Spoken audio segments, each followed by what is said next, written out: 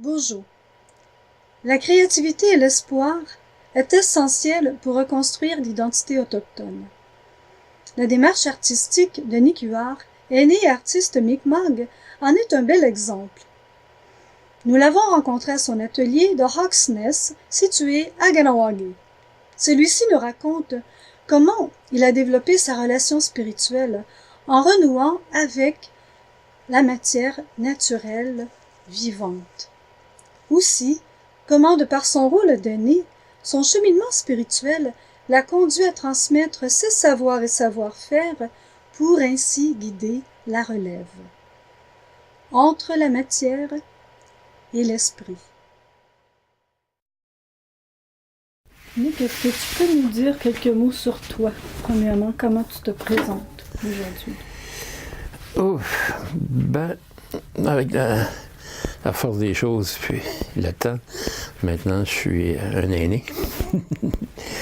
Et ce qui est agréable d'être un aîné, c'est que les jeunes viennent te voir pour l'information. Dans notre cas, sa culture, puis sur l'art, puis des choses comme ça. Parce que de nos jours, on n'est pas beaucoup qui perpétuent les traditions qu'on avait. De toute façon, il reste juste 10% qui n'a pas été détruit par les missionnaires. Ça fait que le 10 qui nous reste, 90% qui ont détruit. Il nous reste 10% de notre culture, vraiment. Des choses comme les capteurs de rêve, calumet, les plumes d'aigle, le respect pour l'environnement. Si tu veux me parler un peu de ton parcours à la fois artistique, mais moi ce que j'ai compris aussi de ta production, c'est que l'art t'a aussi servi pour te réidentifier, pour retrouver tes racines autochtones. Donc, parle-moi un peu de ce processus, comment ça s'est passé? Exactement. Pour récupérer mon ancestral, il fallait que j'apprenne qui j'étais. Il y a un bout de temps, j'étais, comment je pourrais dire, agressif. J'essayais toujours de prouver que j'étais aussi bon que n'importe quel blanc. Jusqu'au jour que je réalise que je n'avais rien à prouver à personne, sauf à moi. Tu regardes dans le miroir, tu dis, qui je suis. Puis là, tu veux le dire aux autres qui tu es. Et puis, tu ne trouves pas les paroles, t'as pas, le monde ne veut pas t'écouter. J'ai fait une entrevue avec Pierre Pascot. Puis il me demande pourquoi faire des capteurs de rêve. Je dis, ça nous donne une chance d'enseigner aux Autochtones à qui on est. Il dit, je te donne 5 minutes, là. Il dit, dis-moi qui vous êtes.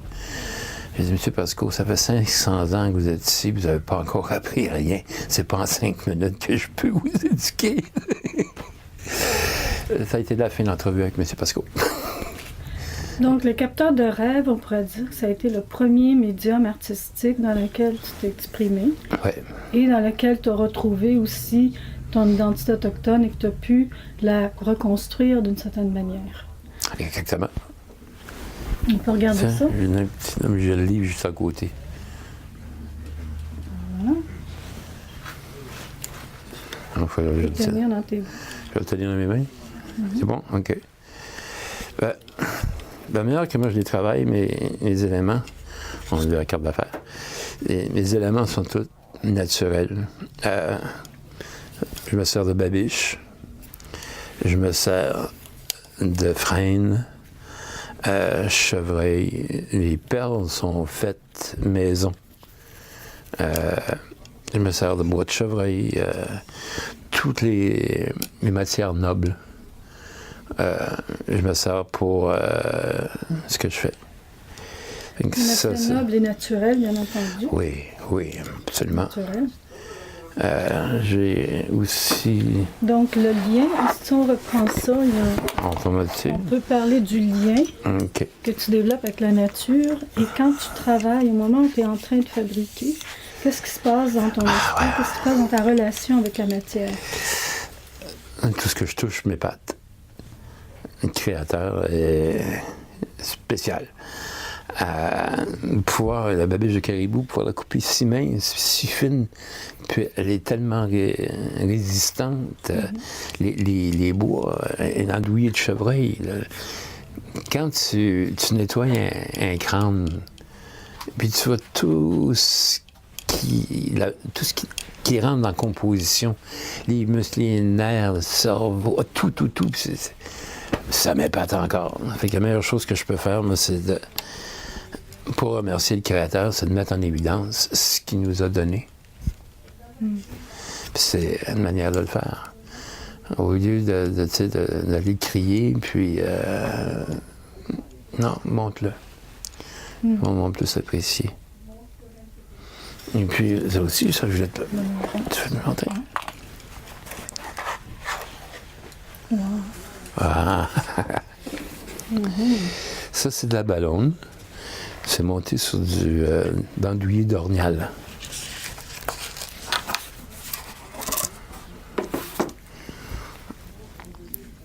Ça a été une job de platir la ballonne. Mais encore là, j'ai appris beaucoup en le travaillant. Quand les coquillages de ballon, on s'en sert pour faire brûler nos foins d'odeur à sauge, du cèdre. Et puis, des fois, il y en a un qui tombe et qui se brise. Et qu'est-ce que tu fais avec un ballon brisé? J'ai fait de la recherche, j'ai commencé à la travailler. Et puis là, j'ai réalisé que toute la couleur se suivait dans l'épaisseur aussi, ou taille.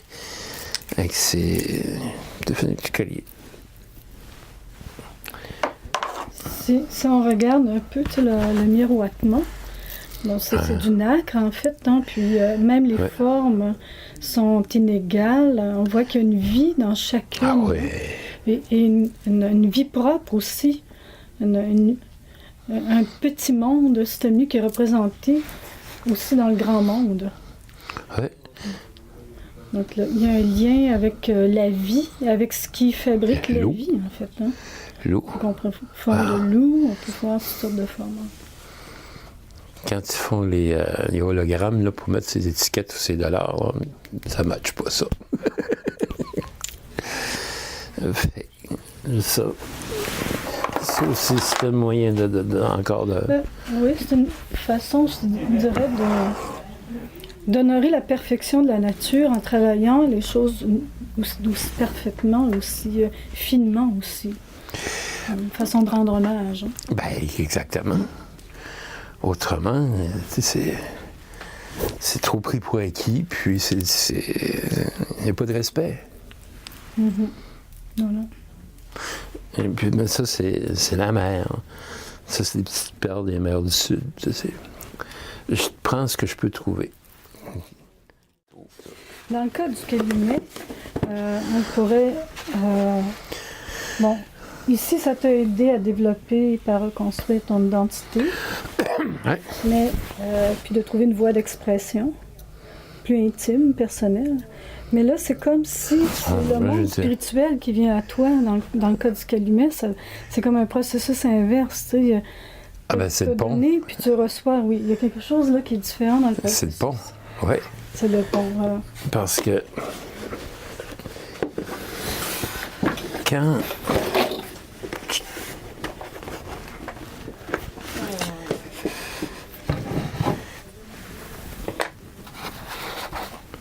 Alors, d'abord, ben, j'ai tout sculpté. Je suis du clan de l'ours. Avec mon bol, c'est l'ours. Le stem, je sais pas. Le tuyau est en ébène du Gabon. Et j'ai 4 plumes d'œil pour les 4 frères de la création. Et puis, ben, quand je fume le calumet, c'est le pont vers le Créateur. L'aigle a touché à la demeure du Créateur. Et puis, j'ai mon animal totem. Fait que c'est mon... Gardien. Je dirais pas, on n'a pas de prière en tant que ça. On prie pas, on a des conversations avec le Créateur. C'est pas une mantra, c'est pas comme le prédéterminé comme le Notre Père, etc. C'est une conversation que j'avais avec lui. C'est mon ami. J'en ai pas peur. Au contraire. C'est mon allié. C'est pas... c'est le créateur, c'est pas comme un dieu punitif. Et puis c'est lui qui me donne, c'est mon inspiration. Et quand je fais la cérémonie le matin, je sers mon calumet, mais il y a quelque chose, c'est inévitable qui va cliquer. Soit je dis, mais je pourrais. Ah ben oui. Ou, faut que je... Ah, ben, t'as une autre idée. C'est... Est-ce que tu es reconnu aussi comme porteur de la pipe de paix? Le calumet. Le calumet. Oui. Est-ce que tu as un rôle social, un rôle spirituel? Oui. Est-ce que tu peux nous en parler un peu? J'étais fabricant de calumet pendant un bout de temps, pendant plusieurs années. Ce calumet-là, je l'ai fabriqué pour un aîné qui est du clan de l'ours aussi. 3 ans plus tard, il m'a rapporté le calumet. Il dit, j'ai eu une vision. Il me faut un autre calumet. Et puis il me rapporte celui-là. J'ai dit, il y a un problème. Je le nettoie, il est brisé. Il dit, non, il dit, c'est pour toi.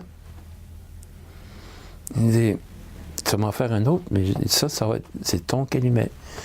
On a passé une fin de semaine à faire des cérémonies, à apprendre les cérémonies. Et puis maintenant,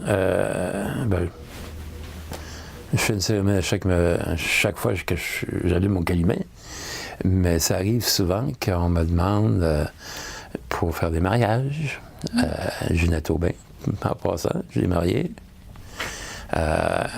Puis aussi des funérailles. Et puis aussi nettoyer des maisons. Des gens qui aménagent, puis qui sont... c'est des souvenirs d'autres vies qui sont là. Que je vais faire une cérémonie pour vider dans le traditionnel, puis dans le respect. C'est ça que je dis, il nous reste tellement peu de notre culture, là. Il faut la préserver. Ça, c'est comme la langue. Quelqu'un qui sait 5 mots en mohawk, mais qui s'en sert à chaque jour, vaut plus que celui qui en connaît 5000, mais qui ne parle pas. Ça fait que... Qui ne pratique pas. Ouais. Avec le petit peu qui reste, il faut le travailler. Il faut raviver. Donc toi, dans cet art de la pratique et de la transmission, en tant qu'aîné aujourd'hui, ça se passe comment dans ton atelier, par exemple? Dans mon atelier, le vendredi, c'est ma grosse journée. Les jeunes, moins de 65, après le travail, après leur cours, ils viennent à l'atelier, puis là, ils montent leur projet, puis là, je leur donne des conseils. Je leur dis pas quoi faire. Mais je leur dis, tu sais, me prends un papier sablé d'un grill de 600, tu vas avoir un plus beau poli. Ou, tu sais, vague de la chaleur quand tu brûles, des choses comme ça. Ils sont déjà bourrés de talent. Tout ce qu'ils ont besoin, c'est une porte qui s'ouvre. Et puis, c'est ma job comme aîné. Donc, tu t'accueilles, en fait, tous ceux et celles qui veulent apprendre dans ton atelier. Oui. Mais... Tu fais don de partager une générosité de tous tes savoirs et savoir-faire. En fait. J'ai la chair de poule parce que j'ai un de mes apprentis qui est venu l'autre jour. J'ai appris à faire un calumet, comment travailler la pierre, tout ça. Il était tellement heureux qu'il est venu. Et puis il dit, Uncle, il dit, assis-toi. Et puis il a pris, je me souviens plus qu'est-ce qu'il a pris, une boîte de carton qui s'est servi comme tambour. Et puis il m'a chanté le chant d'honneur en mohawk pour me remercier. Sophie était ici, puis elle dit, qu'est-ce qu'il fait? Après, je dis, c'est pour m'honorer, pour me remercier de manière traditionnelle. Quand j'étais à l'hôpital, Marie-Claude Aubin est venue danser pour moi dans la chambre. Alors, on était 4 dans la chambre d'hôpital, puis tout le monde applaudissait. Les infirmières, puis les aides infirmières étaient à la porte, puis c'était pour dire merci. Et t'as aidé aussi à retrouver la santé. C'est une énergie qui est impalpable, mais pouf! Ils peuvent garder toutes leurs drogues. Moi, c'est en masse. La médecine de l'esprit, en fait. Ah, c'est la plus forte. La plus forte.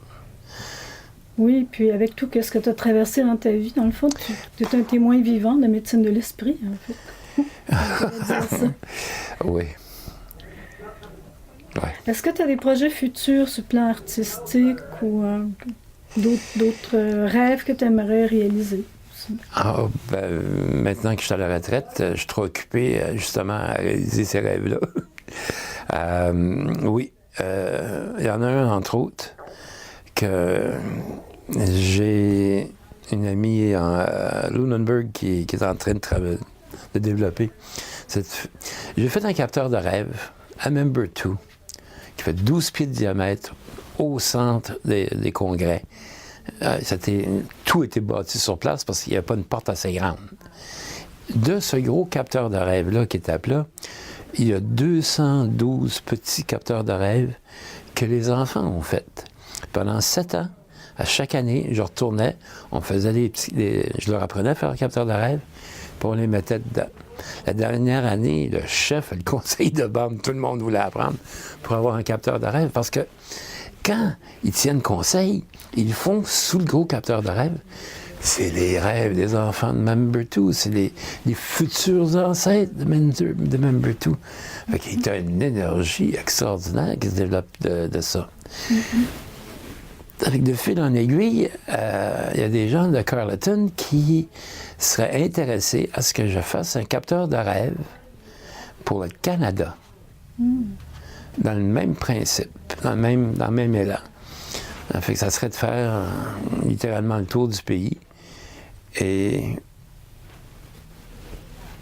ramasser des éléments, ramasser des pièces. C'est un gros projet. C'est un gros projet. Et puis, moi, j'ai suggéré qu'on le fasse par train.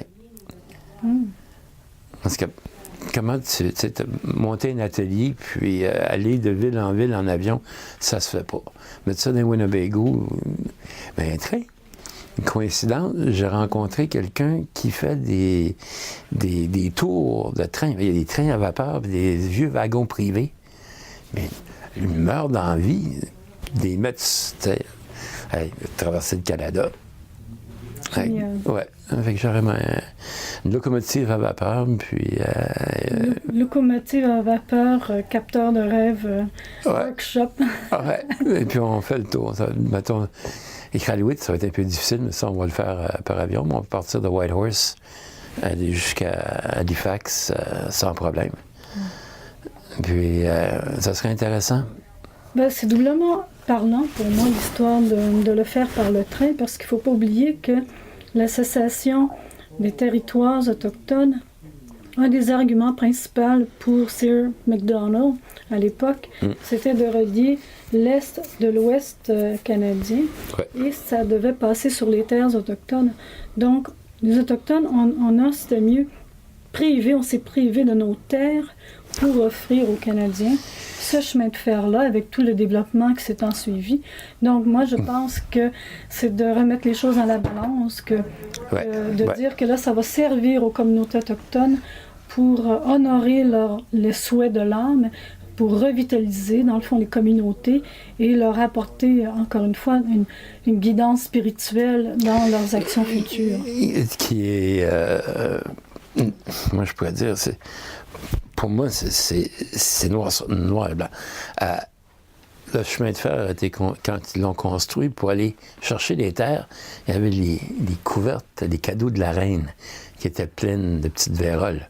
Et puis ça a ouvert le chemin pour le chemin de fer. En fait, ces esprits sont encore là. Donc, tu sais, il faut... D'ailleurs, j'ai un autre projet où j'ai fait un calumet, 27 pouces de long. La pierre, le bol, est la même pierre que le monument de Vimy. À Vimy Ridge, où il y a au-dessus d'1 million qui sont morts.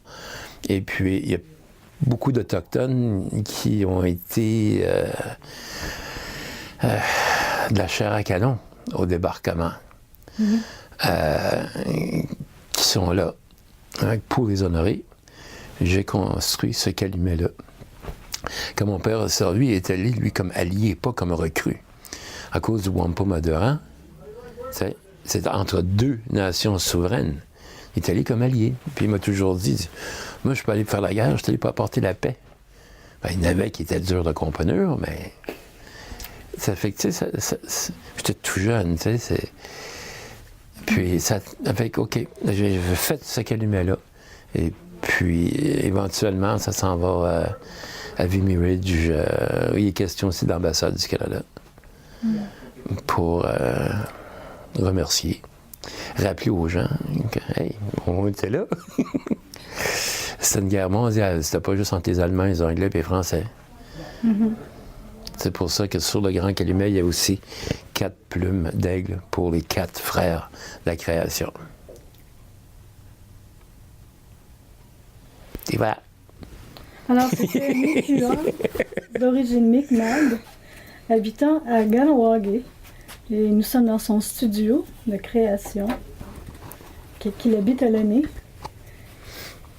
Donc, c'est à titre d'aîné que nous l'avons interviewé, mais c'est aussi un très grand artiste. Il a fait aussi du documentaire, il a été preneur de son. Pendant combien d'années?